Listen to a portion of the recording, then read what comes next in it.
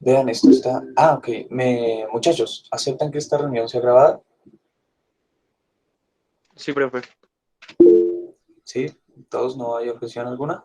Listo, y después estará en YouTube para que la puedan consultar. Vale.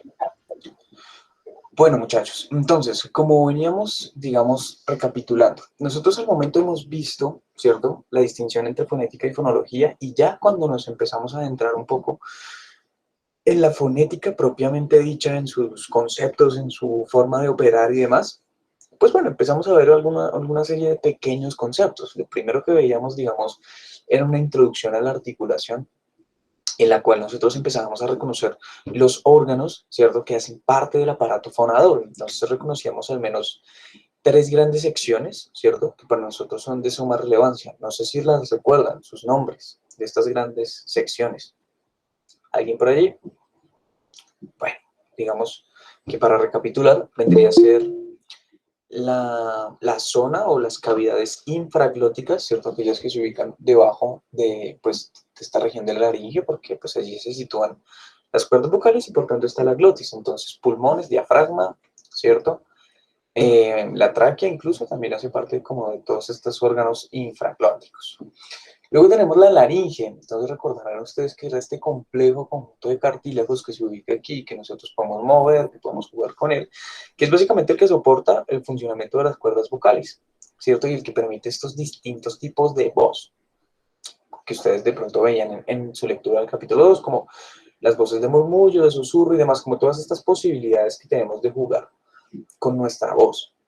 Bien, y justo después de la laringe, ¿cierto? En este orden, digamos, ascendente, nos encontramos con las cavidades supraglóticas, en las cuales contábamos como dos grandes, la cavidad oral y la cavidad nasal, ¿cierto? También les mencionaba yo que la cavidad faríngea es importante y hoy precisamente vamos a ver por qué.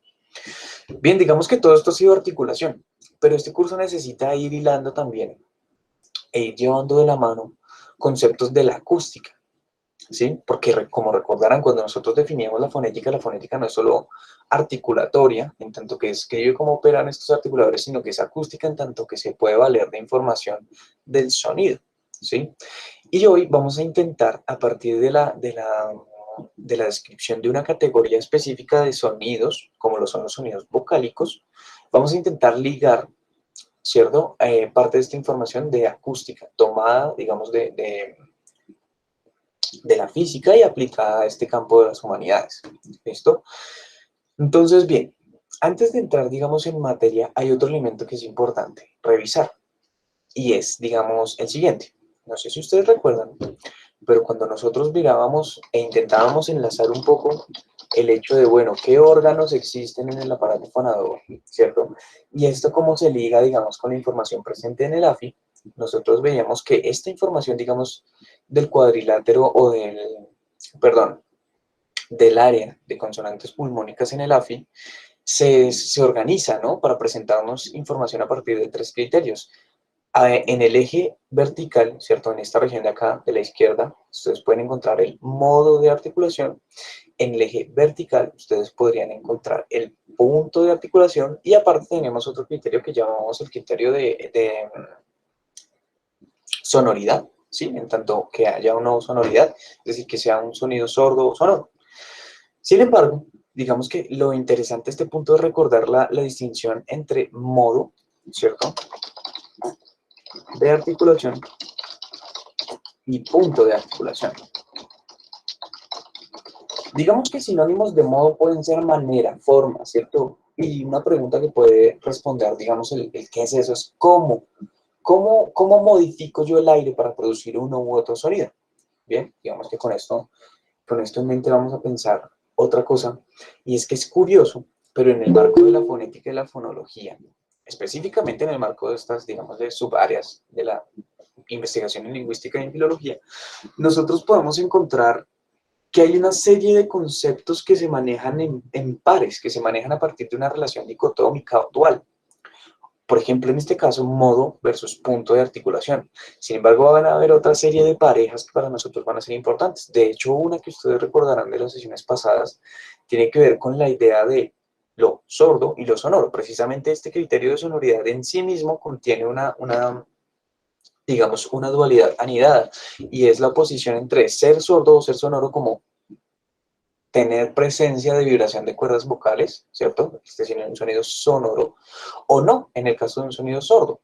Entonces digamos que ese tipo de dicotomías van a ser importantes. ¿Por qué? Porque muchas de estas nos van a llevar, digamos, a ir comprendiendo cómo opera el funcionamiento de todos estos órganos, aparte de la dicotomía fonética, fonología, fonema, fono, sordo, sonoro, cierto modo de articulación, punto de articulación. Hay otros también interesantes, ¿cierto? Esta tienen que ver, por ejemplo, una clásica es la distinción vocales-consonantes. ¿Qué diferencia una vocal de una consonante? Digamos que a veces estas definiciones son casi que se codefinen y correstringen qué es una versus la otra. O sea, a veces uno puede definir una cosa por las diferencias que guarda con la otra. Y en el caso específico de la clase de hoy, aunque podríamos ahondar, ¿cierto? Abordar otra serie de conceptos como sonidos obstruyentes, sonidos sonorantes y demás, nos vamos a centrar específicamente en el caso de las vocales, porque como clase tienen una serie de características que nos permiten hilar este conocimiento articulatorio e ir presentando poco a poco el conocimiento acústico. ¿Listo? Entonces, hoy vamos a trabajar vocales. ¿Qué vocales vamos a trabajar? Pues las del sistema fonológico del español. ¿Listo? Es bastante sencillo, digamos, apelar pues a la intuición y preguntarles cuántas vocales tiene el español. Y ustedes desde el colegio sabrán A, E, I, O, U, ¿cierto? ¿Cuál es el asunto? Pues vamos a formalizar esto. Entonces, nosotros primero vamos a hablar del sistema vocálico del español, y ese sistema vocálico lo podemos encontrar en representaciones como los cuadriláteros vocálicos. ¿Listo? Entonces, cuadrilátero vocálico del español, o más bien, este cuadrilátero vocálico contiene las vocales del español. ¿Qué podemos observar aquí? Pues bueno, están nuestras 5 vocales, las de toda la vida, ¿no? Las típicas. Sin embargo, nosotros vemos que aquí se hace uso, digamos, del espacio pareciera de forma óptima, ¿no? En tanto que cada vocal, digamos, guarda una distancia lo suficientemente, digamos, apropiada, ¿sí? Para diferenciarse plenamente de sus pares. Esto ocurre en español, pero si nosotros vamos y miramos otro cuadrilátero vocálico, como el sistema vocálico del noruego o de otras lenguas, nosotros vamos a encontrar que ese mismo, digamos, diagrama o que ese mismo espacio está ocupado por muchísimas más vocales, ¿sí? Lo cual hace que, digamos, estos hablantes tengan su oído, ¿cierto?, entrenado para comprender los matices de diferencia entre elementos que son mucho más semejantes que lo que nos ocurre a nosotros. Nosotros tenemos una gran categoría o un gran espacio para la categoría vocálica, en este caso de esta vocal, digámosle anterior cerrada, no la llamemos I porque I es el nombre de la letra, ¿no? Entonces nosotros también ya sabemos que nos debemos alejar un poco de la idea esta de que tal cual, que la escritura guarda, o la escritura es lo mismo, ¿cierto? Que esta representación fonética, no, no lo es. Bueno, hay otra cosa importante a señalar aquí, y es que así como el AFI, ¿se acuerdan cuando yo les preguntaba, bueno, en el AFI qué hay? ¿Fonemas o fonos? Y ustedes me decían algunos fonemas, algunos me decían fonos, algunos me decían los dos, y yo les propuse con que realmente no hay ninguno de ellos, porque el AFI, digamos, es una guía, ¿cierto? En el AFI se presenta una convención que nosotros debemos aplicar para el marco específico de una lengua. Pues eso mismo, digamos, lo podemos considerar a partir de estos gráficos. Este gráfico no me está diciendo todos los hablantes de español están produciendo estas vocales así exactas y esto es invariable.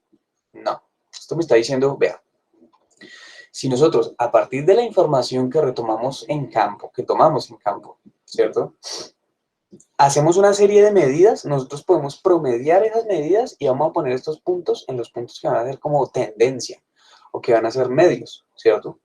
Digamos que los verdaderos conjuntos de datos tomados de hablantes reales se presentan en diagramas de dispersión vocálica.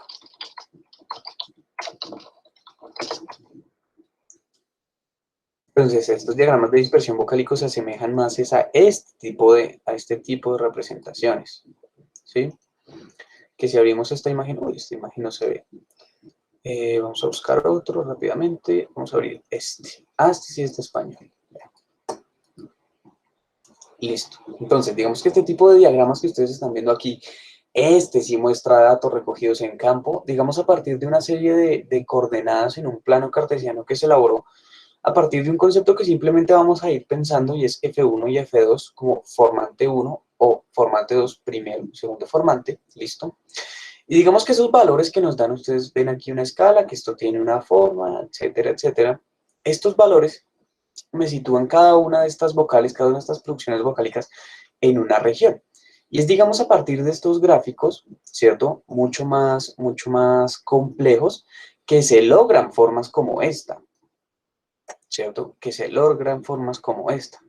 Digamos que si nosotros trazáramos en este diagrama de dispersión, el que ven aquí a su izquierda, este que estoy señalando con el cursor, nosotros podríamos poner o trazar la misma forma del cuadrilátero, ¿cierto? Y más o menos ver cómo estas regiones coinciden con las que se proponen aquí.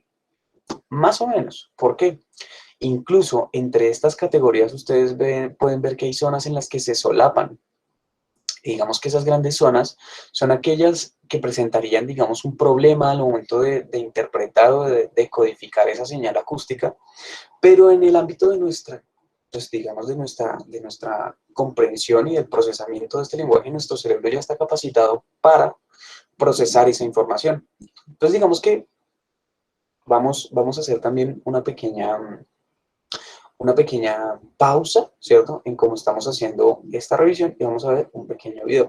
Yo les envío un video del sonido al grupo de WhatsApp que les pido porfa revisen. Ese es este video que de hecho voy a copiar y se los voy a enviar por acá.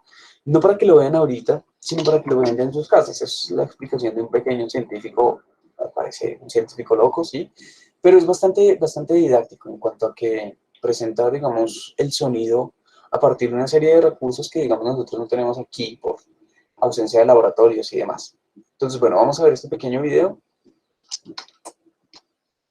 pensando lo siguiente: ¿cómo es que entendemos el sonido? Porque ya hemos dicho, digamos, que ese sonido, ¿cierto?, se presenta en estos cuadros, estos diagramas y demás, pero hay zonas en las cuales ese sonido se solapa entre sí, ¿sí? Entonces es interesante ver cómo nosotros pasamos de la percepción física del sonido a la transducción, digamos, ya como señal electroquímica. Entonces, esto es de lo que nos van a hablar un poco aquí.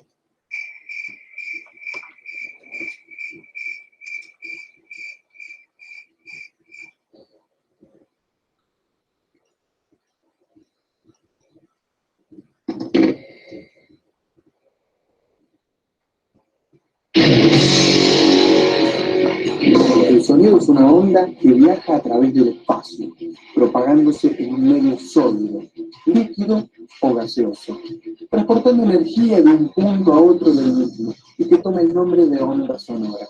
Veamos cómo interactúa con nuestro oído. El oído interno está formado por el pabellón auricular y el conducto auditivo externo. El sonido es guiado a través del conducto auditivo hasta el oído medio. El sonido llega al tímpano, una membrana flexible y circular que empieza a vibrar cuando las ondas sonoras la golpean. Con el movimiento del tímpano, las ondas sonoras pasan al oído medio. El oído medio contiene 3 huesos minúsculos que reciben el nombre de martillo, yunque y estribo, y se conocen colectivamente como la cadena de huesecillos.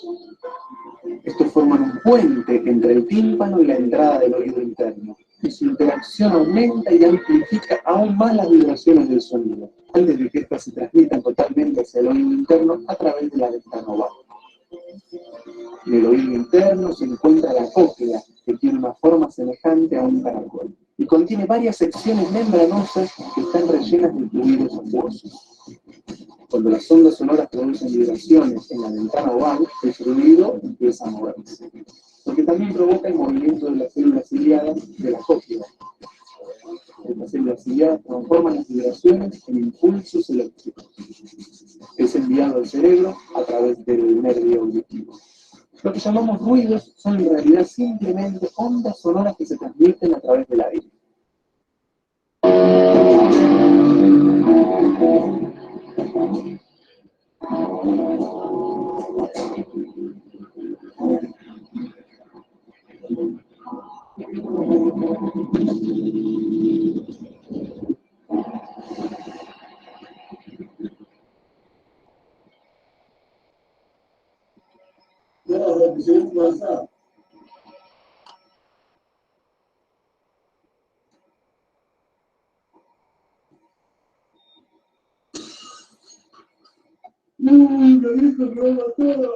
La frecuencia natural de vibración de la copa es equivalente a un tono. Por lo tanto, si la copa es atacada por un tono similar, la onda hará que la copa entre en vibración. En el movimiento vibratorio, el cuerpo se desplaza sucesivamente a uno y otro lado de su posición de equilibrio, repitiendo para cada intervalo de tiempo sus variables cinéticas.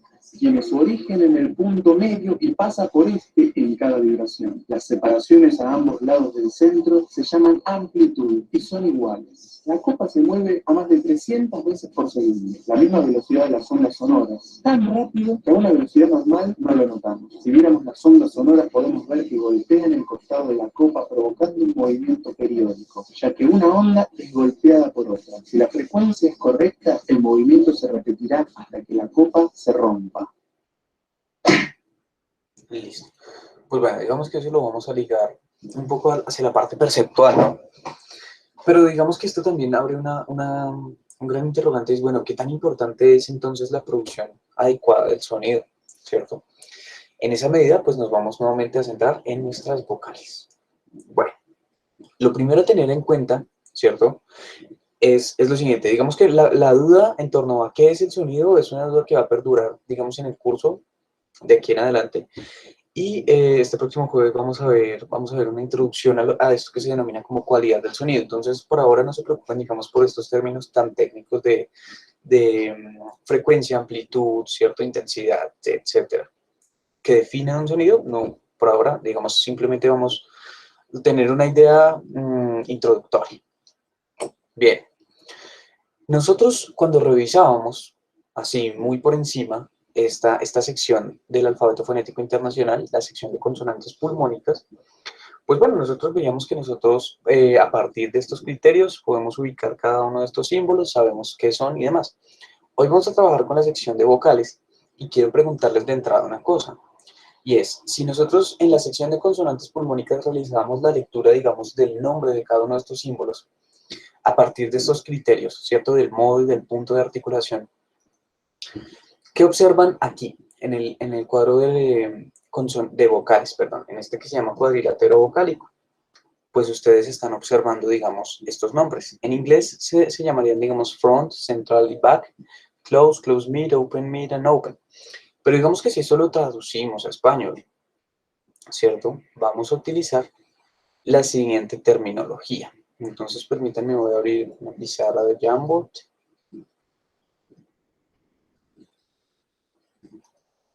A la cual ya pueden, digamos, ustedes acceder. Y entonces, bien, yo estaba buscando aquí un cuadrilátero vocálico del español. Había abierto este específicamente, y voy a copiar esta imagen. Copiar. Listo, les llevo aquí el Jamboard. ¿Ustedes pueden ver mi pantalla? Una pregunta que quizá pudo haber sido en otro momento más adecuada, pero ¿sí ya pueden ver esto? Sí, profe. Listo, bien. Entonces, en español, nosotros vamos a apelar a dos criterios para comprender este cuadrilátero vocálico. El primer criterio se denomina grado de posterioridad. Digamos que he notado cierta predilección por el uso de la palabra grado, en tanto que permite precisamente hablar de gradaciones, es decir, como de pequeños pasos, ¿cierto? En un sistema escalar, digámoslo así, o sea, se va escalando poquito a poquito. ¿Cuál es el asunto? Pues esto también tiene otros nombres, también se puede llamar rasgo de posterioridad, según la teoría, si, digamos, si lo que nos interesa son como los rasgos, la teoría de rasgos distintivos, pues encontraremos que a esto se refieren como rasgo de posterioridad. ¿Listo? Pero digamos que uno u otro nombre van a apelar a la misma idea. ¿Cuál es esta idea? Si ustedes, digamos, hacen el siguiente ejercicio, ¿cierto? Y se tocan la boca, así, como que, oh, los miquitos estos de WhatsApp, el que no habla. Pues eso que ustedes están tocando, digamos, obviamente son sus labios, eso ya lo saben de toda la vida. Pero digamos que esta región se denomina la región más anterior posible, ¿sí? Entonces vean cómo aquí se vuelve a presentar una dicotomía. Esta dicotomía es entre posterior y anterior. Anterior se denomina esta región y posterior se denomina, digamos, cada vez es más posterior en la medida en que nos vamos, digamos, adentrando en la cavidad oral. ¿Sí? Entonces, este rasgo de posterioridad apelaría a una cosa, y es que es más posterior a aquellos sonidos que estén más, digamos, hacia la nuca, ¿cierto?, que aquellos que estén hacia los labios. Obviamente, este rasgo o grado de posterioridad también puede denominarse, digamos, como a partir digamos, del concepto opuesto o inverso, que es el grado de anterioridad. Digamos que son dos caras de una misma moneda, la verdad. Lo importante es concebir que si hablamos en términos de anterioridad, pues la relación que vamos a tener es inversa. ¿Por qué? Porque hemos dicho que hacia los labios se encuentra la región más anterior posible y hacia la nuca la región más posterior posible, ¿sí? O menos anterior. Esta es la relación.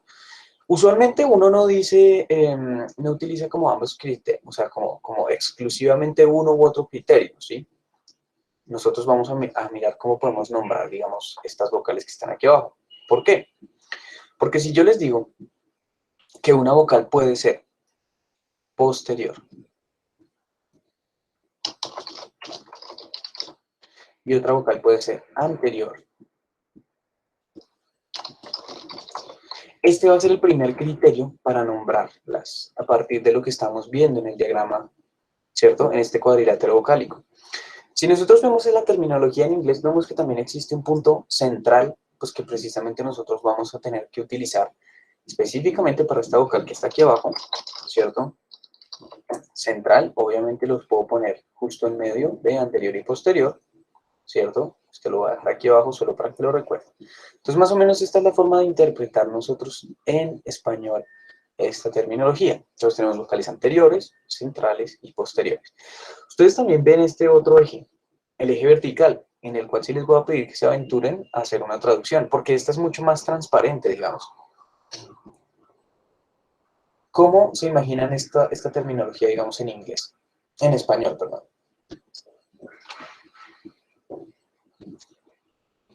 Bien, pues vamos a hacerlo. ¿Qué escriben por allí? Abertura, bien. Digamos que la forma, digamos, canónica es apertura, ¿sí? La apertura es este rasgo que vamos a tratar, pero sí, muy bien. Entonces, el rasgo de apertura vocálica se va a manejar también en una escala en la cual vamos a ver que hay algo menos abierto, ¿cierto? Y hay algo, digamos, más abierto.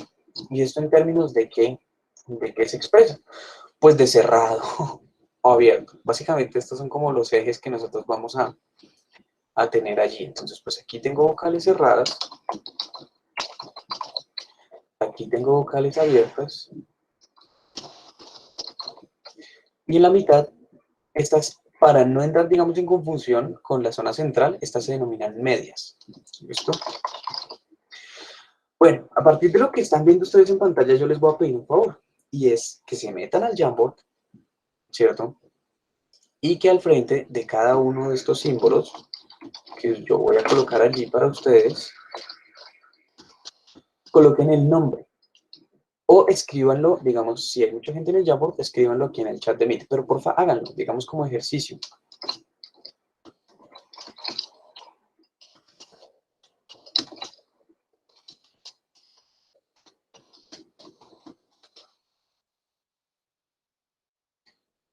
¿Vale? Entonces un par de minuticos para que hagan eso, para que las nombren. ¿Listo?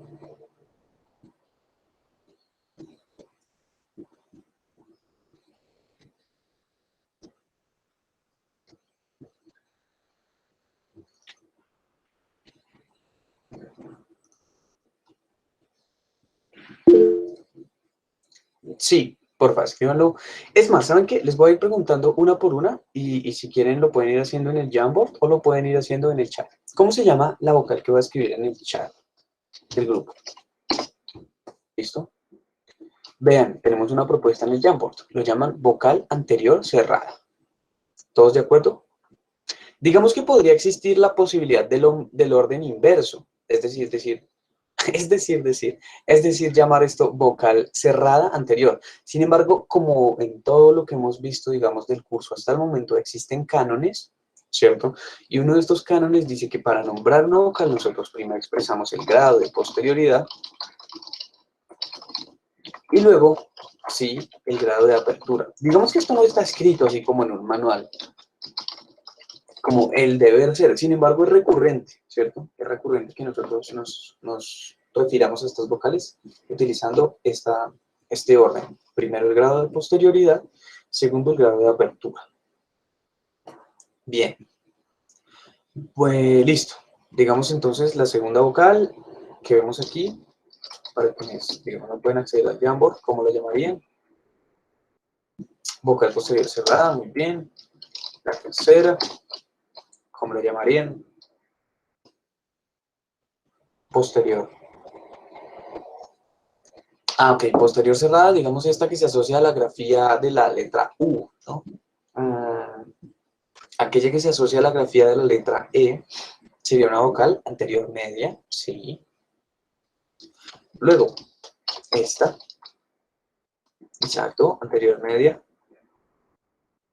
Allí proponen que esta que se asocia a la grafía de la O es una posterior media, ¿de acuerdo? Y pues finalmente, esta que, digamos, se asocia a la grafía de la A es una vocal que vamos a llamar central, porque si ustedes se dan cuenta, no corresponde 100% a la zona posterior, sino que debería, exacto, se utiliza, digamos, el término central para pues, apelar a la idea de que, hombre, está allí en ese punto medio. Pues.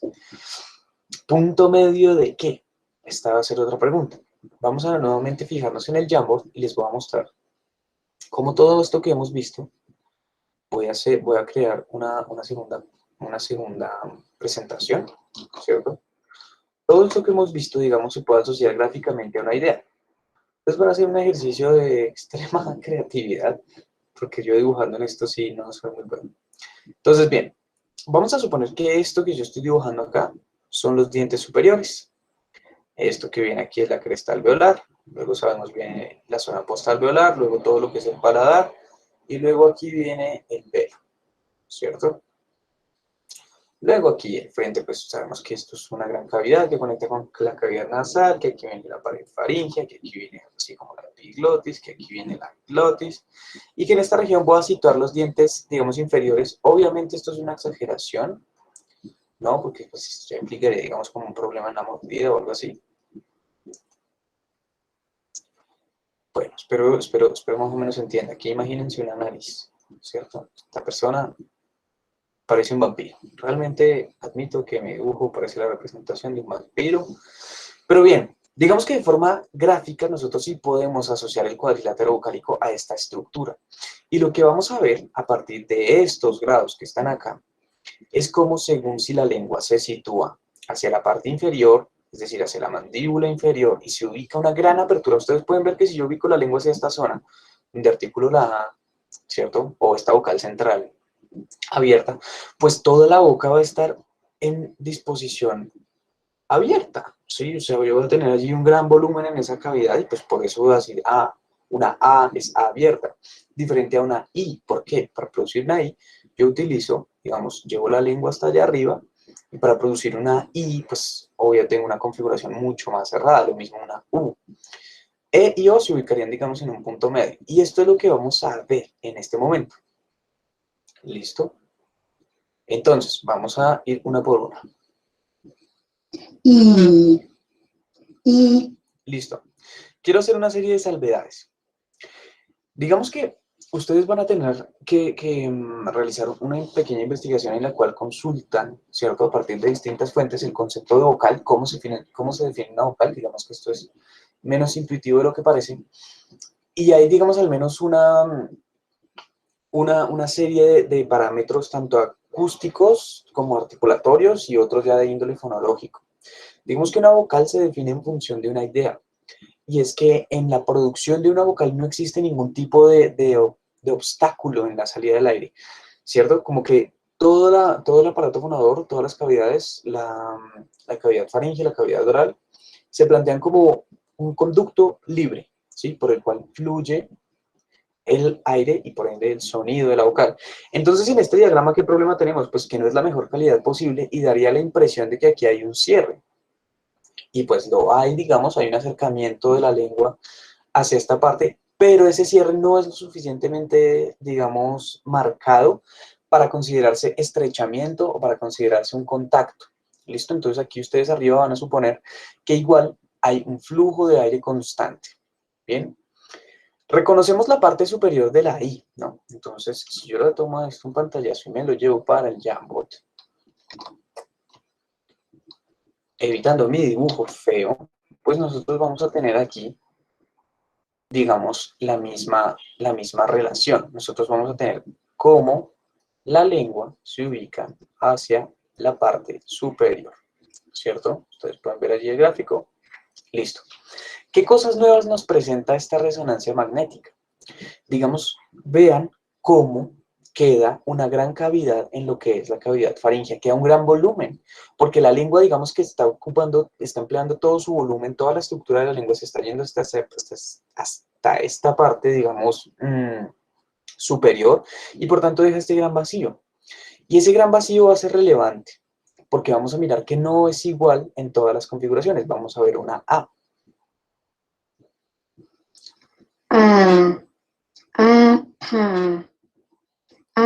Listo. Esta es la configuración de una A. Puedo hacer el mismo ejercicio, puedo tomarle un pantallazo, lo llevo para el Jamboard, lo miramos a ojos de este gráfico que está acá. Vamos a ver rápidamente, esperemos. Listo. Entonces aquí podemos ver cómo esta A implica pues mayor apertura, ¿cierto?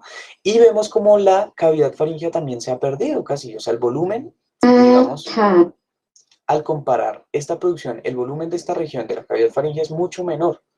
Entonces, bueno, esos volúmenes van a ser importantes por una serie de factores acústicos que vamos a ver con calma. ¿Listo? Ahora quiero solo hacer una pequeña salvedad. Estamos viendo cómo se articulan las vocales y ya reconocemos una cosa. En la articulación de las vocales, el funcionamiento o el cómo opera la lengua es crucial, ¿no? ¿Por qué? Porque la lengua se va a estar desplazando hacia una u otra región, creando unos espacios diferentes y según cómo se configuren esos espacios, se va a tener un timbre vocálico u otro. Digamos que la idea del timbre es recurrente tanto para la música como a la fonética. ¿Por qué? Porque el timbre, digamos que es el conjunto de rasgos que permiten diferenciar a oído un sonido de otro, aunque guarden muchas características como la misma frecuencia, la misma amplitud, la misma duración, ¿sí? El hecho de nosotros hablar de timbres es casi como esos matices que hacen que nosotros reconozcamos una guitarra y la sepamos diferenciar del sonido de un piano, aunque estén tecleando la misma nota, ¿sí? Algo similar, nosotros somos capaces de reconocer, digamos, personas por el timbre de la voz, aunque utilicen los mismos fonos en su lengua. Nosotros somos capaces de atribuirle a las personas casi una huella, ¿cierto? De identidad o una huella a partir de su voz. Digamos que estos perfiles los hacen, pues, los distintos sistemas de seguridad, como el reconocimiento a partir de voz, así muy de película y demás, los peritajes ya más de índole penal y demás, en los cuales se mira si esta es su voz o no. Entonces, bien. ¿El asunto cuál es? Para nosotros configurar ese timbre, nosotros necesitamos primero realizar una serie de pasos. Entonces, ¿cuáles son los pasos para articular una vocal? Digamos que habrá un paso uno, un paso primero en nuestra lógica, porque nuestra lógica es sencilla, nuestra lógica es de ir paso a paso. Este primer paso, digamos de que se denomina acercamiento. A mí también me gusta la idea de configuración, ¿sí? Configuración inicial de los articuladores. Un poco más compleja, es verdad, pero ¿a qué me refiero con esto? Cuando yo les digo que el primer paso es el acercamiento, ¿cierto? La configuración de los articuladores, es porque, bueno, yo tengo, digamos, en mi cabeza la idea de voy a hablar, y ese proceso, aunque pareciera ser inmediato, pues se tarda un poquito, entonces los articuladores se acomodan. De hecho, vamos a ver cómo al articular una A, miren, ella primero crea la articulación, aunque obvio es exagerada porque esto se está tomando en campo y en un laboratorio con la intención de ilustrar, pero nosotros vemos aquí manifestación de ello. Primero se configuran los articuladores y ahora sí se produce esta emisión. Digamos que a la par, en el habla, digamos, espontánea o natural, no en esta representación que veíamos muy exagerada de los pasos, hay algo que ocurre a la par del acercamiento y es que inicia la vibración de las cuerdas vocales. ¿Listo? Entonces casi que esta configuración previa parte del hecho de empieza a vibrar esto y yo configuro mis articuladores. Digamos que ya un segundo momento, este sí ya diferenciado en términos de tiempo, porque la iniciación de esa vibración de las cuerdas vocales sí ocurre a la par, ¿cierto? Es más, hay quienes dicen que es lo primero que ocurre en el caso de la articulación de las vocales, pero nosotros vamos a asumir que ocurre en un momento similar, ¿sí? Porque realmente es muy rápido. Pero bueno, igual van a haber transiciones, allí movimientos después, entonces sí podríamos pensar que lo primero es la vibración de las cuerdas vocales. Por eso lo han ido allí como un 1.1, ¿sí? Como igual sigue siendo parte del primer paso.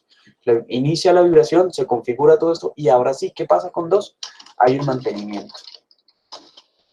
Para el caso de las vocales, digamos que este mantenimiento es bastante sencillo, o sea, es como que esa configuración que se produjo a partir del paso 1 se mantiene a lo que se necesite, cuestión de milisegundos.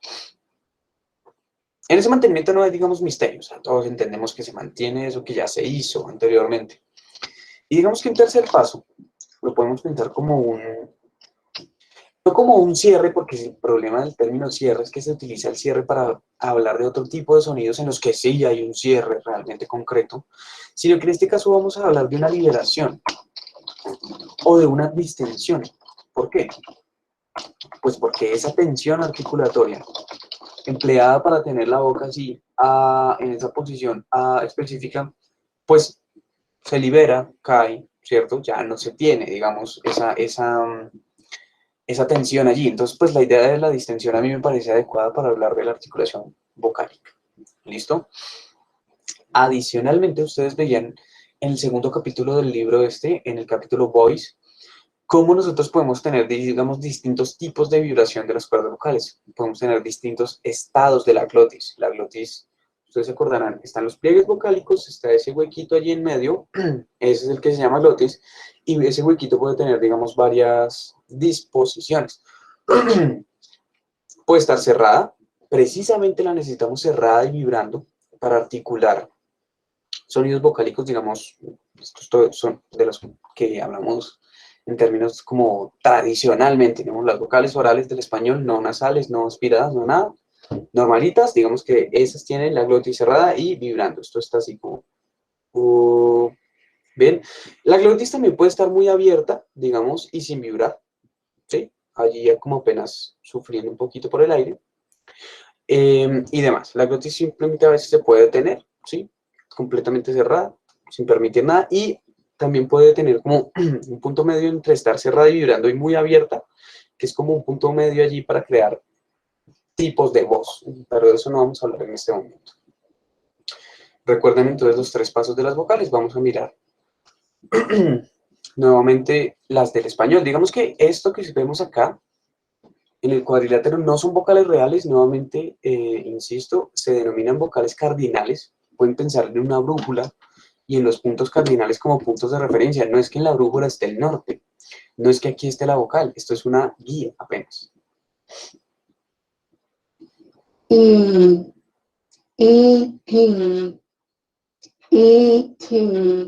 Listo. Nosotros aquí vemos una configuración también distinta, y en sus casas les voy a pedir un ejercicio, y es que vayamos articulando desde una van cerrando lentamente su boca hasta lograr llegar a una I, ¿listo?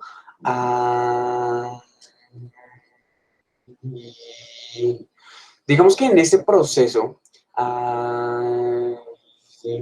ustedes van pasando por una serie de sonidos que, digamos, no son significativos, ¿cierto? A nuestros oídos son como, o sea, este sonido tipo,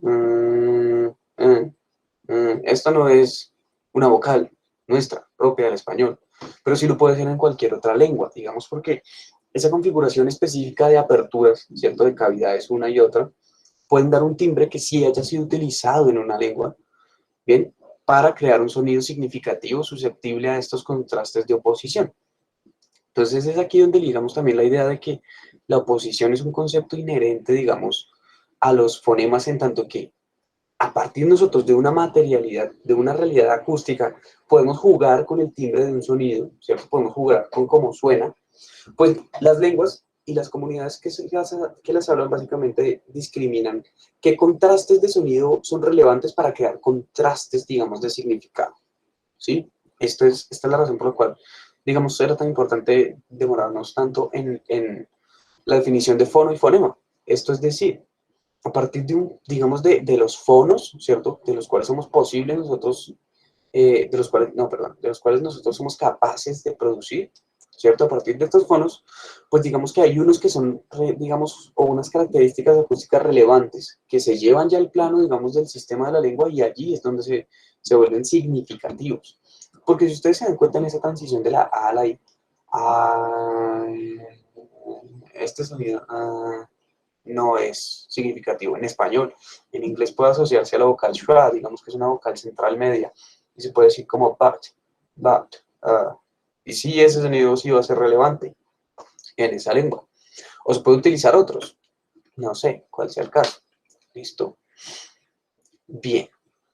Entonces, vamos a hacer una cosa, y esa cosa va a ser, vamos a intentar ver este sonido. ¿Listo? Vamos, para ver ese sonido, a realizar este diagrama, pues entonces les voy a mostrar. Bueno, al momento hay preguntas, dudas, alguna cosa que quieran, digamos, consultar. ¿Todo bien? Pulgares arriba, si todo está bien.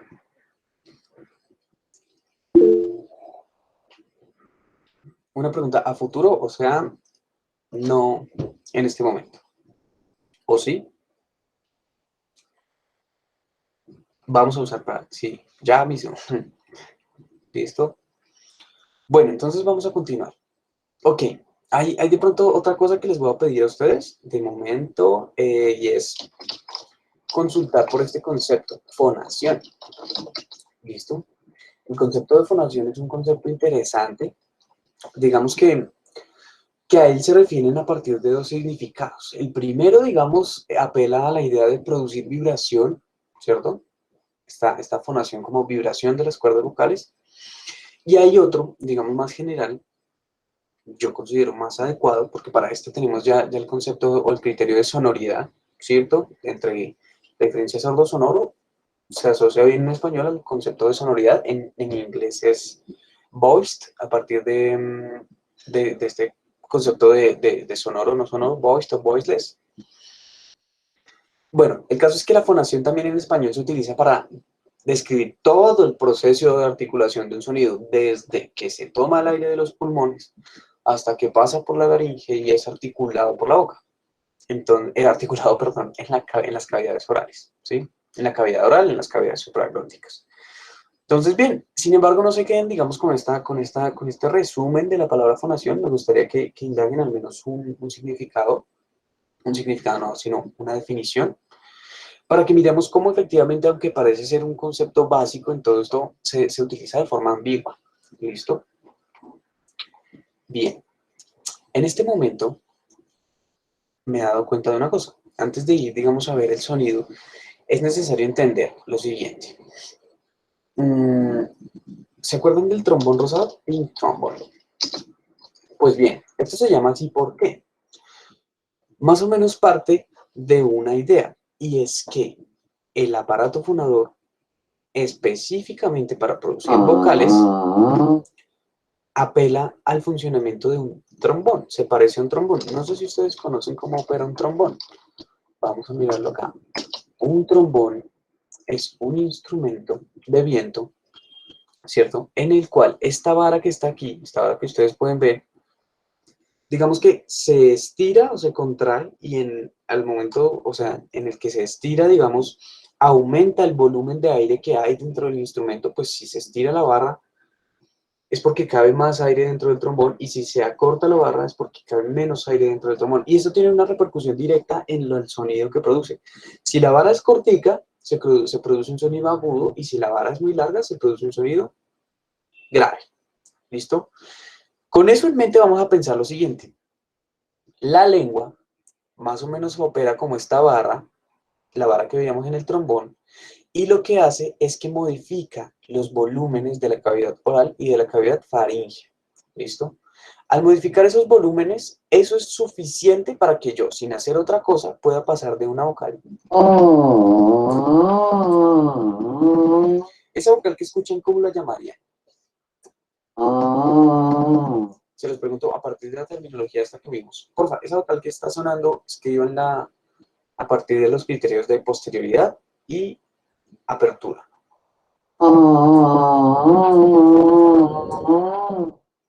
Digamos que no lo voy a dejar allí perpetuo porque es una tortura oral. Pero bien, ¿cómo la llaman? Digamos que la puedo situar hasta acá.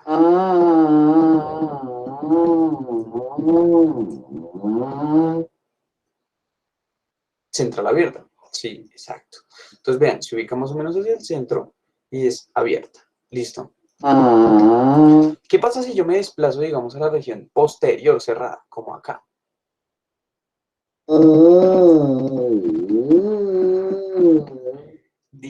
Digamos que el trombón tiene una limitación, y es que parece ser una U, el lío es que es una U de este tipo. Hagan una U sonriendo.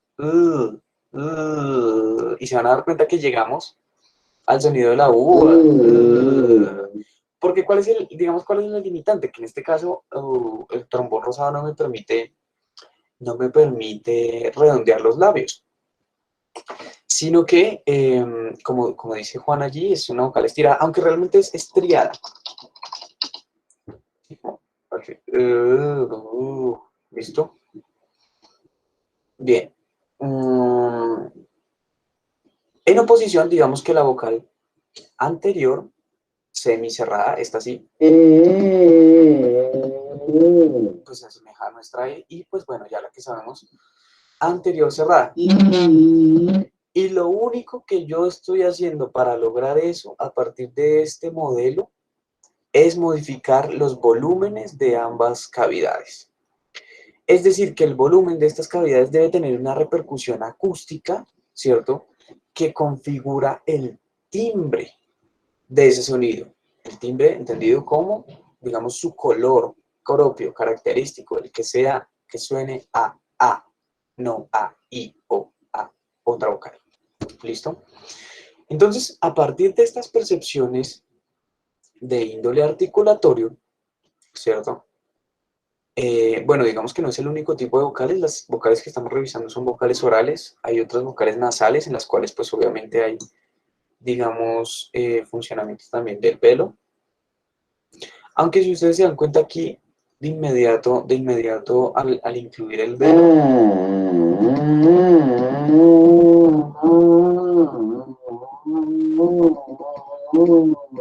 bueno, al querer usar el rasgo de nasalidad, sí es posible. Por ejemplo, esto sería una I nasalizada.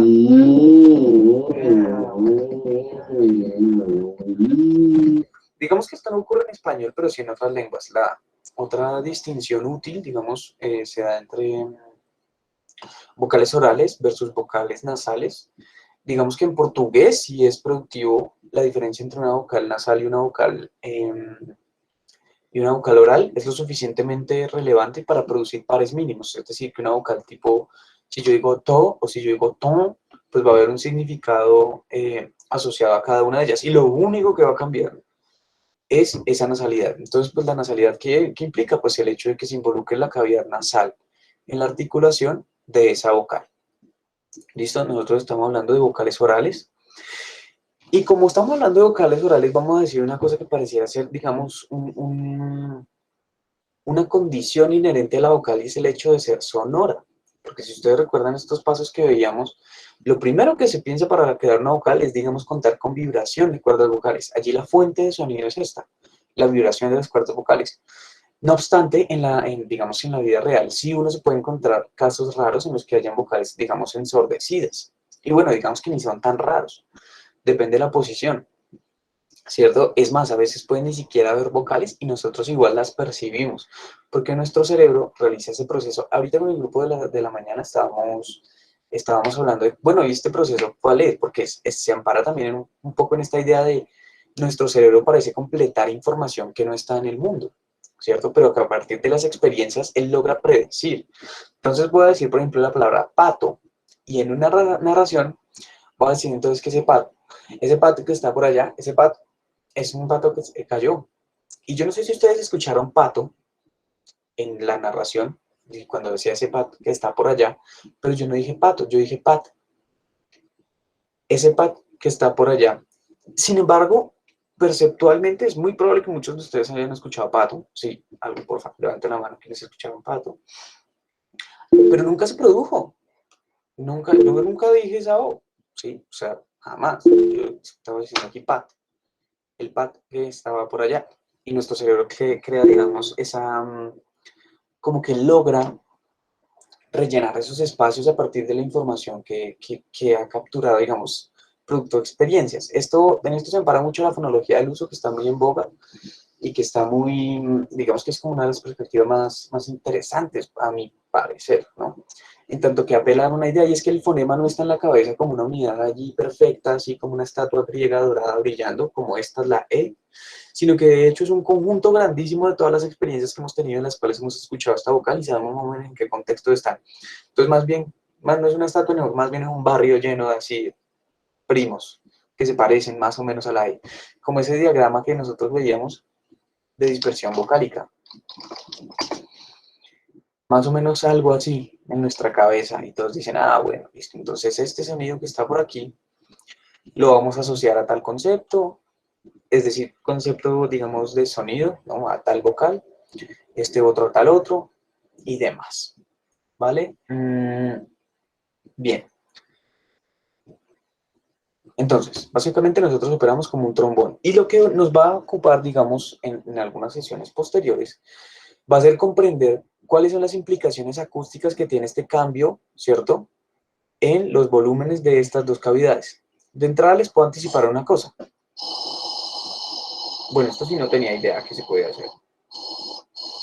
Esto es una fricativa glotal y no sabía que se podía hacer. Muy loco. Bueno, nosotros vamos a mirar ahora estas vocales, digamos, desde la perspectiva acústica, con calma. O sea, hoy no nos vamos a volver expertos en acústica de la voz humana, ni nos tenemos que volver expertos en acústica del sonido en general, ni nada de eso, no. Vamos a grabar simplemente unas vocales. Entonces voy a abrir Prat. Digamos que Prat significa como habla. Yo no me acuerdo si es en noruego. Vamos a mirar, vamos a salir de duda. El traductor de Google reconoce las lenguas. Entonces vamos a escribir allí Prat. Vamos a darle detectar idioma. Vamos a darle a esto Prat. Ok, listo. ¿Pero en qué lengua? ¿Afrikaans? Ok, interesante. ¿Qué pasa si le ponemos a esto Dutch? Como holandés, nuestra vez. Ah, pero esto sí tiene nombres en español. Esperen, denme un momento, esto es una duda netamente teórica.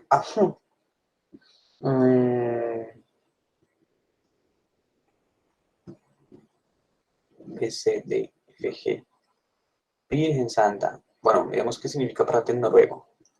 Bueno, en Afrikaans, interesante. Bueno, sí, el caso es que la palabra Prat significa eso, hablar, pero no me acordaba en qué lengua.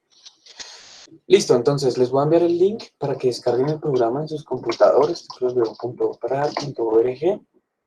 Son sus creadores, Paul Forsman, creo que se llama, y David Winnick. No me acuerdo muy bien de los apellidos, pero creo que son estos. Y bien, digamos que Prat es una herramienta que siempre va a estar allí. Bob Esponja y los memes, y lo utilizo no porque no haya más en mi cabeza, sino por el hecho de que es culturalmente cercano a todos nosotros. Y es que Bob Esponja habla de la vieja confiable, ¿no? Pues Prat es esto. Prat es uno de esos elementos que nosotros vamos a tener aquí como estudiosos del lenguaje, que todo el mundo primero va a conocer y en los cuales es ideal estar, digamos, ilustrado. O sea, estar versado en Prat significa poderlo usar y no morir en el intento, y pues eso es lo que vamos a lograr. Entonces, bueno, cuando ustedes instalen Prat con las debidas consideraciones del sistema operativo de su computador, si es de 64 bits, si es de 32, si tienen Windows, si tienen Mac, para todos ahí, tienen Linux, todo hay. ¿Listo?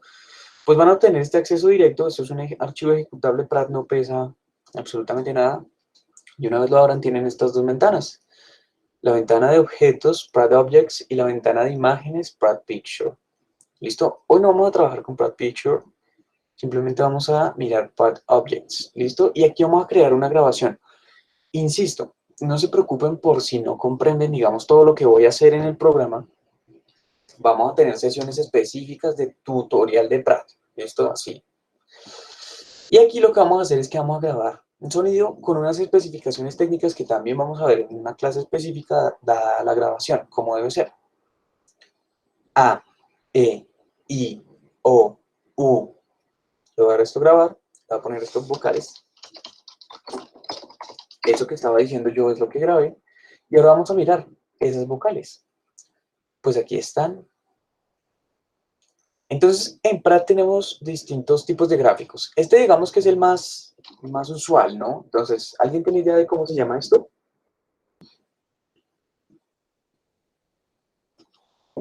Un espectro. Un espectrograma. Vale, gracias por participar. Esa es la actitud. Este es una un... onda. ¿Un qué? Disculpa. Una onda. Es una onda, efectivamente. Vemos aquí una onda. En su forma de onda lo corroboramos. Vemos estas oscilaciones. Pero piensen en esta palabra. Esto está oscilando, ¿no? Estos son como movimientos que va de uno a otro. En esa medida esto es un oscilograma. Una representación gráfica de esas oscilaciones. ¿Y qué es lo que está oscilando? ¿Qué es lo que está variando? ¿Qué es lo que va y viene? Digamos que el oscilograma, como gráfica, nos presenta una relación entre el tiempo. Ustedes pueden ver el tiempo en el eje, digamos, en el eje horizontal. Si yo me desplazo así, en el eje horizontal, me estoy desplazando en el tiempo, estoy viajando en el tiempo, ¿cierto? Entonces voy desde el punto de inicio al punto de final. Independiente de esto, nosotros tenemos otros datos que nos presenta el espectrograma, el oscilograma, perdón. ¿Listo? Entonces el oscilograma es una representación gráfica del tiempo en función de ¿qué? De la amplitud, más bien de la amplitud en función del tiempo. ¿Listo? Entonces estos picos que vemos acá, estas formas de onda, ¿cierto? Con sus picos, sus valles, sus crestas y demás, nos están expresando la amplitud, y la amplitud, digamos que es un correlato de la intensidad, es decir, qué tan fuerte es este cambio. Y además nosotros vemos otra cosa, y es un carácter de ciertos patrones. Y si yo me acerco, ¿ustedes creen que hay patrones aquí? Cosas que se repiten. Por ejemplo, si yo me muevo hacia acá. ¿Hay, digamos, como fragmentos de información que se repiten o es todo aleatorio? Se los pregunto. Y ahora que se los pregunto, quisiera mostrarles esto. ¿Qué pasa si yo tomo este segmento aquí y me vengo hasta aquí? Digamos que esta misma forma, se va a repetir nuevamente de aquí, ¿cierto? Hasta aquí. Y así sucesivamente. Digamos que Pratt también facilita esto porque no implica necesariamente que nosotros tengamos que saber todo esto, sino que le podemos pedir como, oye Pratt, muéstranos si hay pulsos glotales. ¿Qué es un pulso glotal? Es cada uno de esos pequeños periodos de vibración de las cuerdas glotales. Y si nos muestran azul, es porque hay pulsos. Pratt lo reconoce así, porque hay una base, digamos, teórica y es la siguiente. Si nosotros tenemos ondas periódicas, cuando veamos ondas, cuando veamos sonido, vamos a hablar de todo esto, pero obviamente, digamos, podemos partir de una intuición. Y es que lo que es periódico es porque se repite. Piensen en los periodos académicos. ¿Cuánto dura un periodo académico? 3 meses, 2 meses, un semestre. Y vuelve y se repite, y vuelve y se repite, ¿cierto? En tanto que es periódico, es algo que, digamos, es constante, que su duración se puede, digamos, medir por ocurrencias, por número de ocurrencias. Digamos que si eso ocurre en la voz humana, si nosotros vemos periodicidad, si vemos estos pulsos, que esos pulsos están directamente asociados a esa periodicidad, es porque tenemos vibración de las cuerdas vocales. Casi que este es el único tipo de fuente así súper, digamos, puro que nos va a dar una onda periódica, una onda periódica. Entonces, si vemos una onda como esta que vemos aquí, digamos en la cual, bueno, se ve un poco gris y demás, pero si nos acercamos un poquito, ya empezamos a ver estos periodos, es porque hubo vibración de las cuerdas vocales. ¿Y por qué hubo vibración? Pues recordarán cómo se articuló este sonido, ¿no? ¿Cuál fue la primera fase? Poner a vibrar las cuerdas y configurar nuestra boca para irse a empezar a hacer aquí se empieza a ver un poco más esta relación entre la articulación y la acústica, ¿vale? Listo, Pratt nos muestra mucha más información, pero digamos que hoy no es relevante centrarnos en todo esto, simplemente quiero mostrarles otro gráfico crucial y es este. Este que ven abajo sí es un espectrograma, ¿listo? Y digamos que el oscilograma y el espectrograma sí son muy diferentes, aunque parecen ser empleados para representar, aunque son empleados para representar el mismo sonido, cada uno nos da información diferente. Si nosotros nos acercamos al espectrograma, ¿sí? Y nosotros miramos, vean, si yo quito el espectrograma, aquí en la zona izquierda, ustedes ven una escala que parte del 0, ¿cierto? Esto que ustedes ven aquí en la mitad debería ser un 0, aunque tienen allí pequeñas variaciones. Esperen, déjenme hacer una cosita. Select, uso to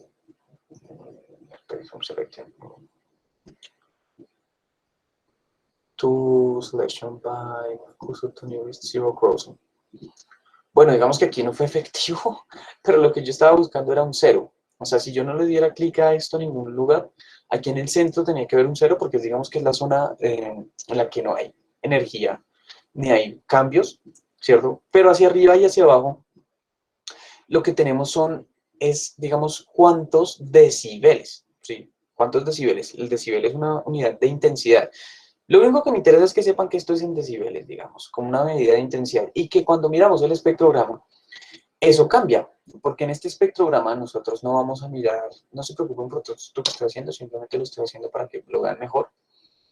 Digamos que cuando vemos el oscilograma, nuevamente tenemos el tiempo en el eje vertical, es decir, nos podemos desplazar por el tiempo, están alineados oscilograma y espectrograma.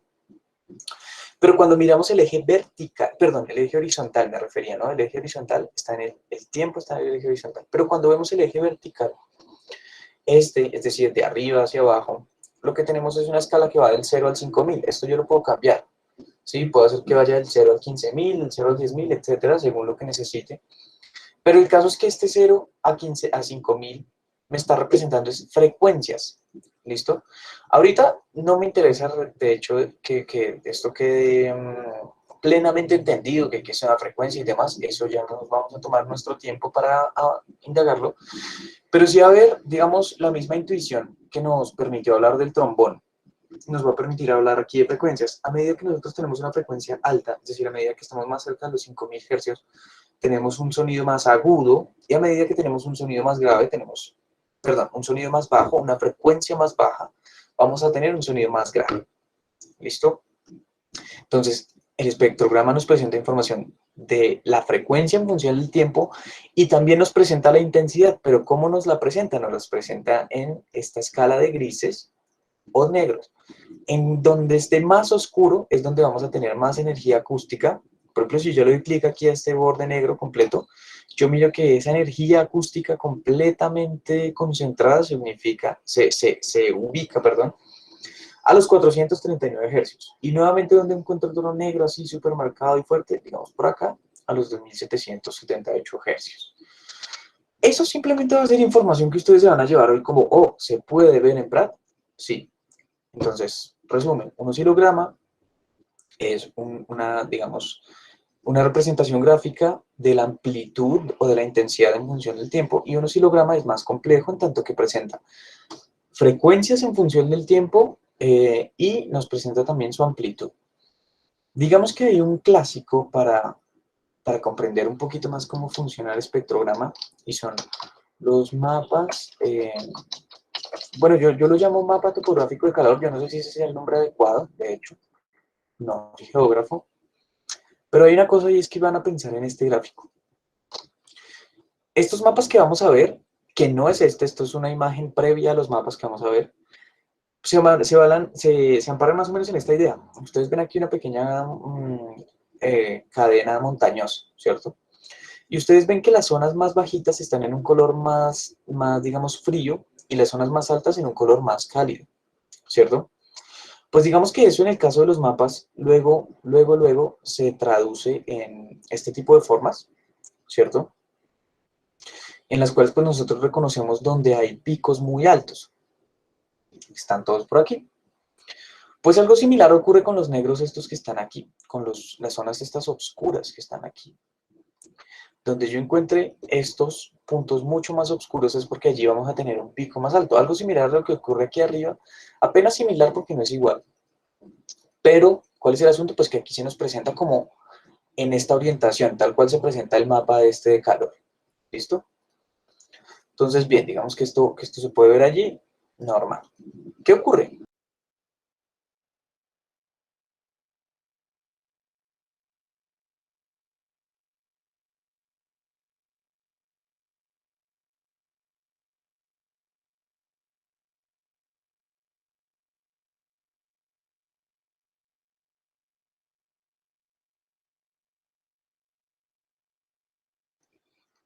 Hola, ¿cómo están? ¿Volvimos? Lo siento, cerré lo que no era. Igual seguimos grabando. Bien, lo que quería mostrarles es, ¿recuerdan que nosotros hablábamos de cómo la articulación, digamos, de cada vocal, lo único que está haciendo, lo único que cambia es como esas configuraciones de volumen, ¿no? Entre una y otra cavidad. Pues vean que eso es lo suficientemente relevante para que yo tenga estas dos formas. Miremos estas dos. Miremos el espectrograma de estas vocales. A, E, I, O, U. Y le voy a pedir a Prat que nos presente una cosa que llaman formantes, que son estos punticos rojos. Miren cómo esos punticos rojos, que me dan cuenta de la energía acústica, ahorita no vamos a mirar cómo, por qué o qué razón. Profe, ¿nos estás presentando? Ay, perdón, gracias. Ok, lo siento. ¿Ya pueden ver? ¿Sí? ¿No? Tal vez. Sí, señor. Vale, listo. Entonces voy a volver a quitar los punticos rojos, estos de los que le hablaba. Y bueno, volvemos a esta idea, ¿no?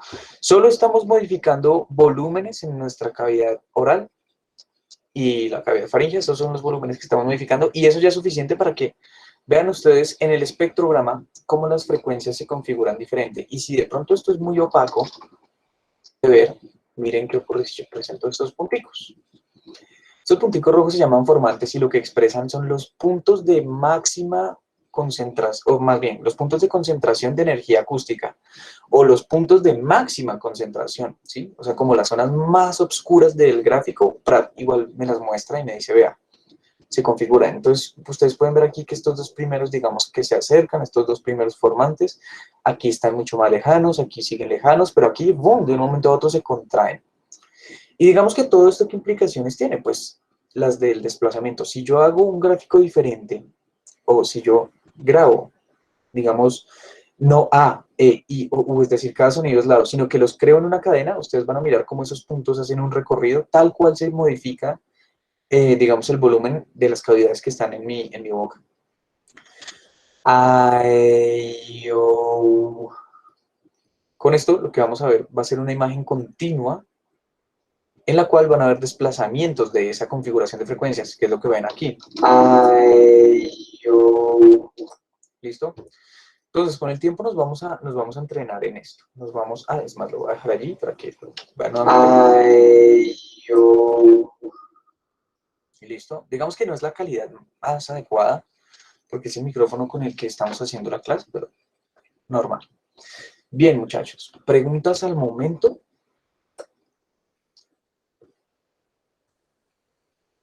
¿No? ¿Todo en orden? Bien. Bueno, entonces vamos a hacer una cosa. Digamos, voy a dejar de grabar en tanto que la clase